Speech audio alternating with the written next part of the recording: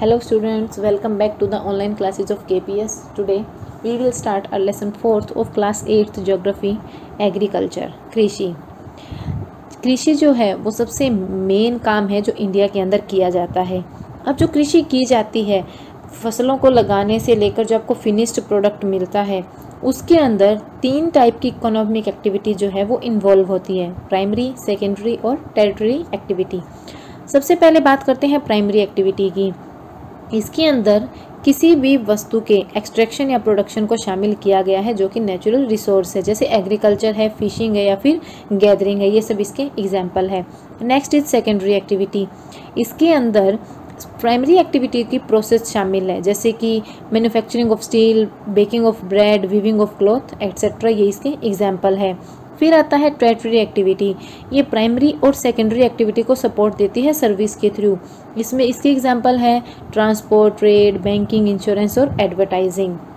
Agriculture जो है वो एक प्राइमरी एक्टिविटी है। इसके अंदर growing crops, fruit, vegetable, flowers या फिर रियरिंग ऑफ लाइफ स्टॉक, ये सब इंक्लूड किया जाता है। पूरे वर्ल्ड की अगर बात की जाए तो 50% से भी के आसपास लोग जो है वो एग्रीकल्चरल एक्टिविटी में इंगेज्ड हैं।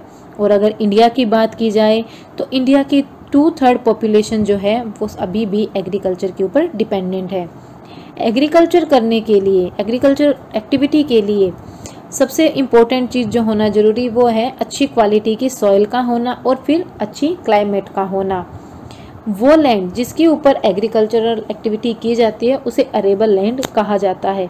जैसा कि आप इस मैप के अंदर देख सकते हैं, आपको जितना भी ग्रीन पोर्शन नज़र आ रहा है वो अरेबल लैंड है और जहाँ पर खेती का काम किया जाता है।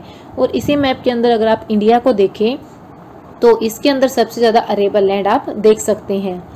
फिर है एग्रीकल्चर के टाइप्स कितने हैं। तो फर्स्ट आप में दे रखा है एग्रीकल्चर। ये एक टाइप की साइंस और आर्ट है जिसके अंदर सॉइल, रेजिंग क्रॉप्स और रियरिंग लाइफ स्टॉक जो है वो सब इंक्लूड होता है। इसे फार्मिंग भी कहा जाता है। नेक्स्ट आता है सेरिकल्चर।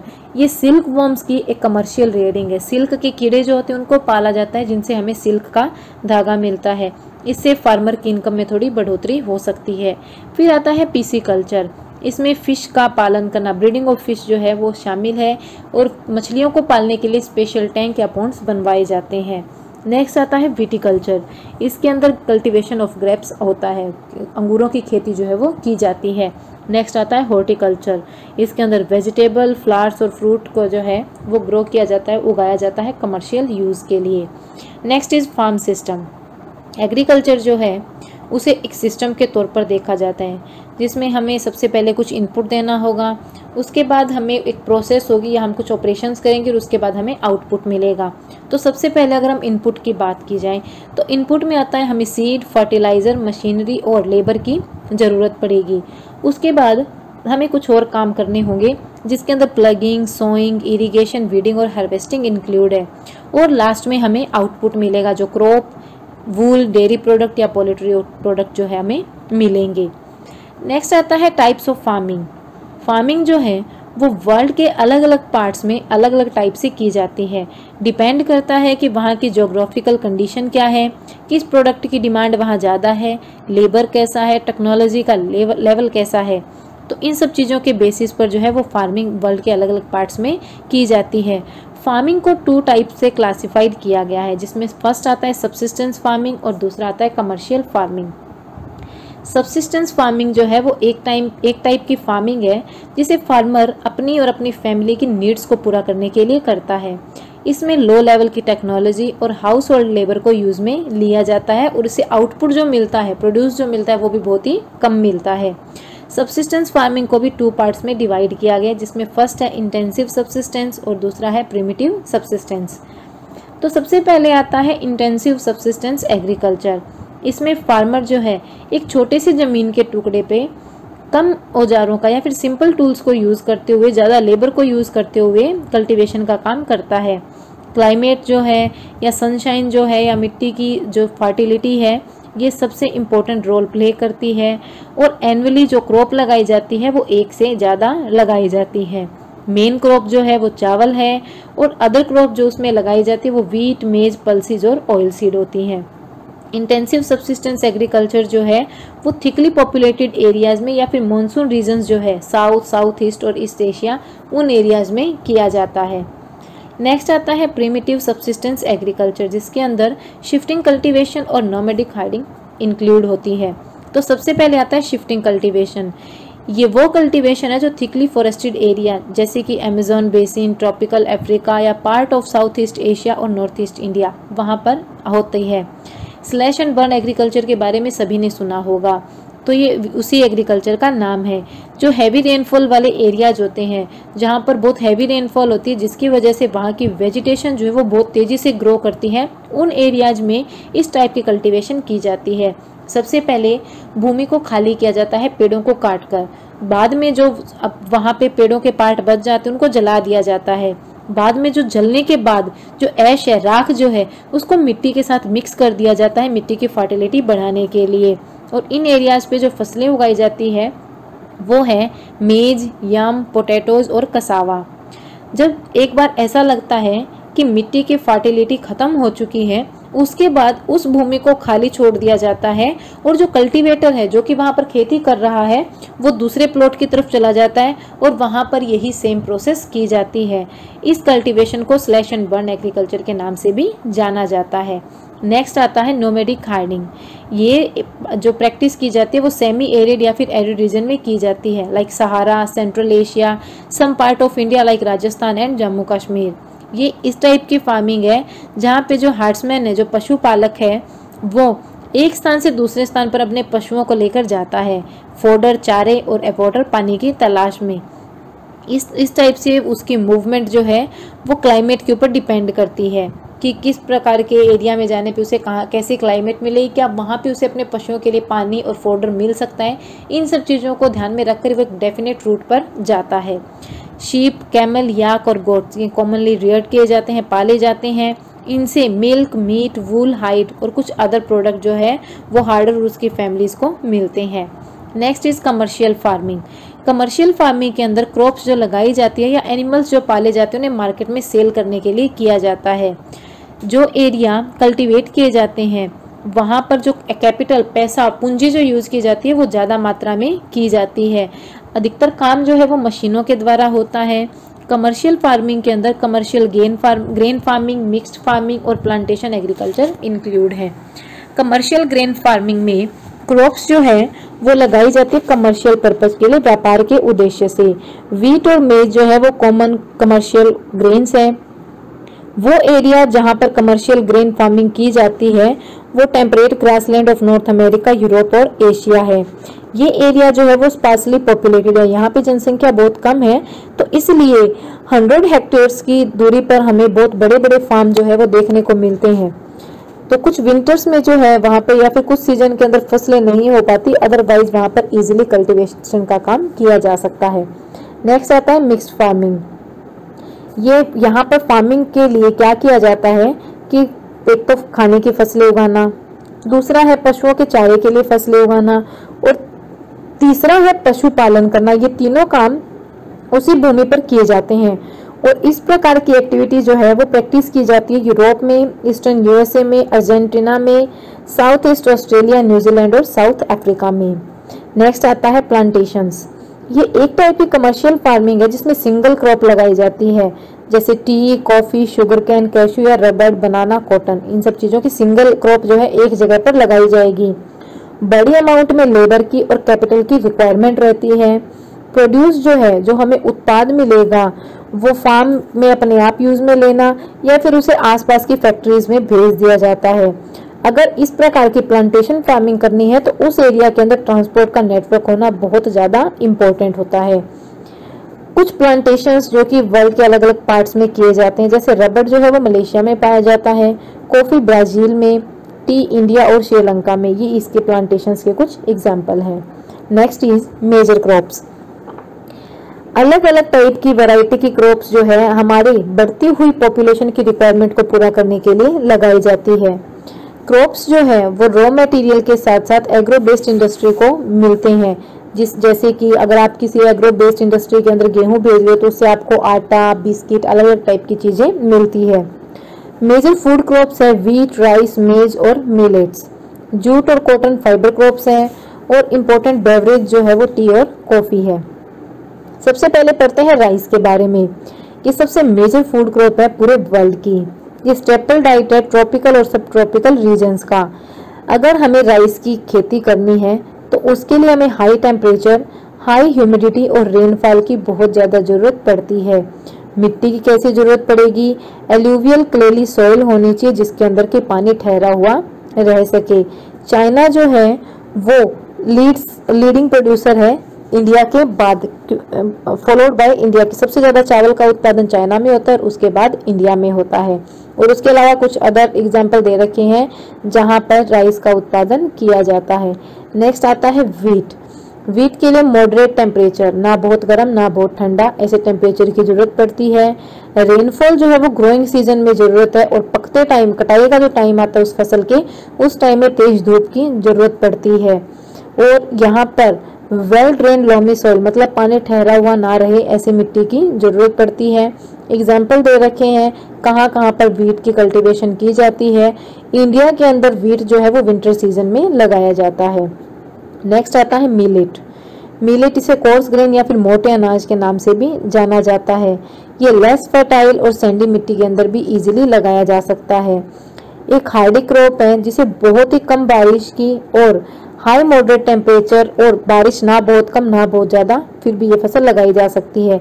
इसके अंदर ज्वार, बाजरा और रागी जो है वो इंक्लूड है, जो कि इंडिया के अंदर लगाए जाते हैं। इसके अदर कंट्रीज जहाँ पर मिलेट्स की खेती की जाती है वो है नाइजीरिया, चाइना और नाइजर। फिर आता है मेज। मेज को लगाने के लिए, मक्के को लगाने के लिए मॉडरेट टेम्परेचर, रेनफॉल और बहुत ज़्यादा धूप की जरूरत पड़ती है। और इसी के साथ साथ एक वेल ड्रेन्ड फर्टाइल सॉइल की जरूरत पड़ेगी। इसके अलावा कुछ कंट्रीज दे रखी है जहाँ पर मक्के की खेती की जाती है। नेक्स्ट आता है कॉटन। कॉटन को लगाने के लिए high temperature, light rainfall, 210 frost free days की जरूरत पड़ती है और ब्राइट सनशाइन की जरूरत है इसको उगते टाइम। सबसे बेस्ट मिट्टी इसके लिए जो होती है वो ब्लैक एलुवियल सॉइल है। कुछ कंट्रीज के एग्जांपल दे रखे हैं जहां पर कॉटन की खेती की जाती है।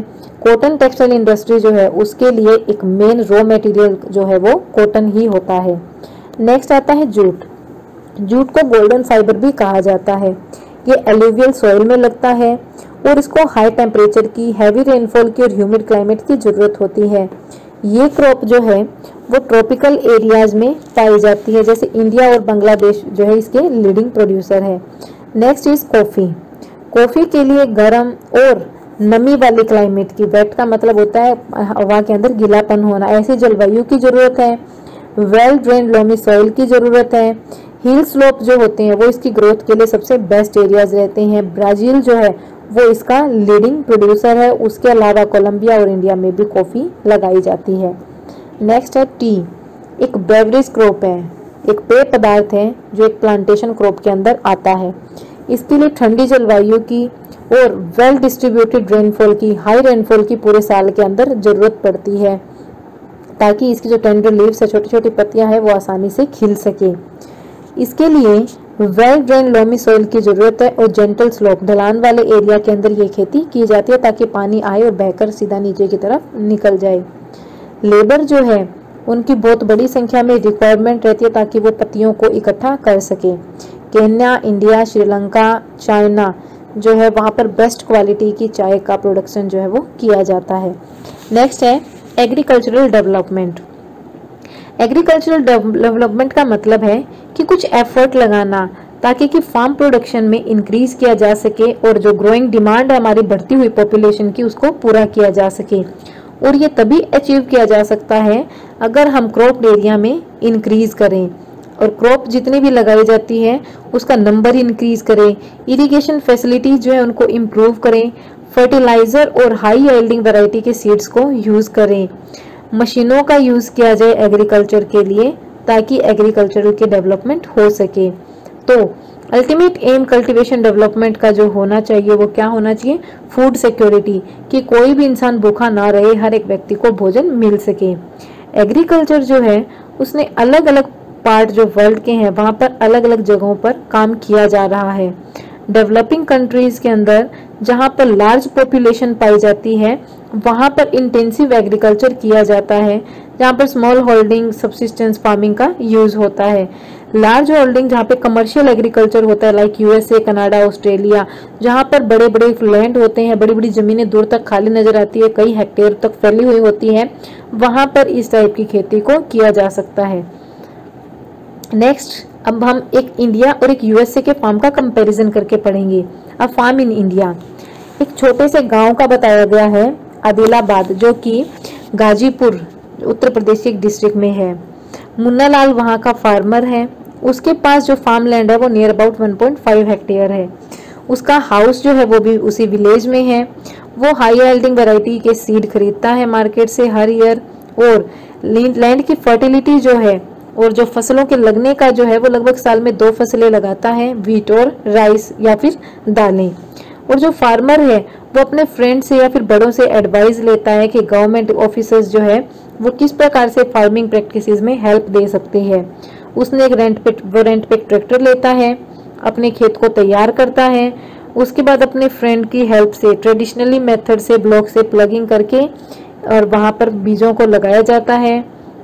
ट्यूबवेल लगवाया हुआ है जिसकी वजह से जमीन को पानी मिलता है। मुन्ना लाल जो है उसके पास 2 भैंसे भी हैं और फ्यू हैंस, कुछ मुर्गे भी हैं। वो दूध बेचने का काम भी करता है, अपने आसपास के टाउन में कोऑपरेटिव सोसाइटी के अंदर भी बेचता है, और एनिमल्स के लिए फोडर भी लेकर आता है, चारा भी लेकर आता है, ताकि अपने लाइफ स्टॉक की हेल्थ का ध्यान वो रख सके। पूरी फैमिली के जितने भी मेंबर है वो सभी एक्टिविटीज में उसकी हेल्प करते हैं। सम टाइम उसे बैंक से पैसा उधार लेना पड़ता है। कई बार उसे HYV हाई यील्ड वैरायटी के सीड्स खरीदने के लिए, इम्प्लीमेंटेशंस खरीदने के लिए पैसे की जरूरत पड़ जाती है। वो अपने प्रोड्यूस को जो है पास ही की मंडी में बेचता है। मेजोरिटी में जो फार्मर्स है उनके पास फैसिलिटी का अभाव ही रहता है, जिसकी वजह से सेल और प्रोड्यूस के अंदर उन्हें बहुत सारी चीज़ों को फेस करना पड़ता है, और ये चीज़ें इंसान के फेवर में नहीं होती। इन्हीं रिसेंट ईयर्स में गवर्नमेंट ने कुछ नए स्टेप्स लिए हैं ताकि स्टोरेज फैसिलिटी को जो है और ज़्यादा डेवलप किया जा सके। अब हम यूएसए के बारे में देखते हैं। यूएसए में एक इंसान के पास जो फार्म साइज है वो इंडिया के फार्म से बहुत ज़्यादा बड़ा है। लगभग 250 हेक्टेयर का साइज जो है एक फार्म का मिलता है। फार्मर जो है वो उसी फार्म के अंदर रहते हैं। मेजर क्रॉप जो वहाँ पर लगाई जाती है वो कॉर्न, सोयाबीन, व्हीट, कॉटन और शुगर बीट है। उसके अलावा इसमें नाम दे रखा है जॉय हॉर्न।